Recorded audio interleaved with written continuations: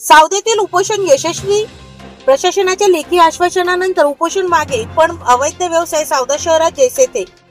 सावदा शहरातील सामाजिक कार्यकर्ते आणि स्वाभिमानी पत्रकार संघटनेचे रमाकांत तायडे यांनी शहरात सुरू असलेल्या अवैध धंद्याविरोधात ठाम भूमिका घेत उपोषण सुरू केले होते.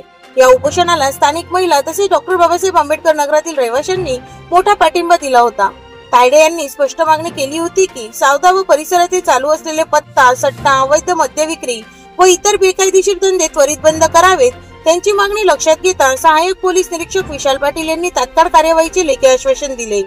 या लेखी हमी पत्रात संपूर्ण तपास करून योग्य ती कार्यवाही करण्याचा स्पष्ट उल्लेख करण्यात आला आहे. विशाल पाटील यांच्या सकारात्मक भूमिकेमुळे आणि महिलांच्या संघटित पाठिंब्यामुळे अखेर रमाकांत तायडे यांनी आपले उपोषण मागे घेतले. यावेळी पोलिसांनी त्यांना पाणी देत उपोषण समाप्तीचे स्वागत केले. परंतु उपोषण सुटल्याच्या दुसऱ्याच दिवशी उपोषणकर्ते रमाकांत तायडे यांनी अवैध धंद्याची चौकशी केली असता सावदा शहरात पत्त्याचे अड्डे पूर्ववत सुरू असल्याचे निदर्शनास आले.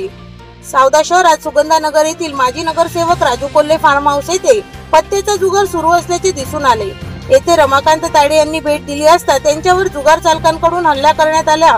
यावरून हे स्पष्ट होते की जुगार अड्डे चालकांना पोलीस प्रशासनाचा धाक उरला नाही. सामाजिक जबाबदारीने प्रेरित उपक्रम, जनतेचा पाठिंबा आणि प्रशासनाची तत्परता एकत्र असल्यास समाजातील कोणतीही समस्या सोडवता येते.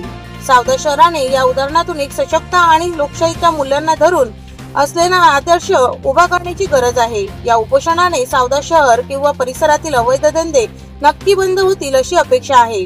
तसे न झाल्यास यापेक्षा अधिक तीव्र स्वरूपाचे आंदोलन छेडण्याचा इशाराही जोजो तायडे यांनी दिला आहे. मी प्राजक्ता तायडे, दैनिक हॅलो बातमीदार, जळगाव.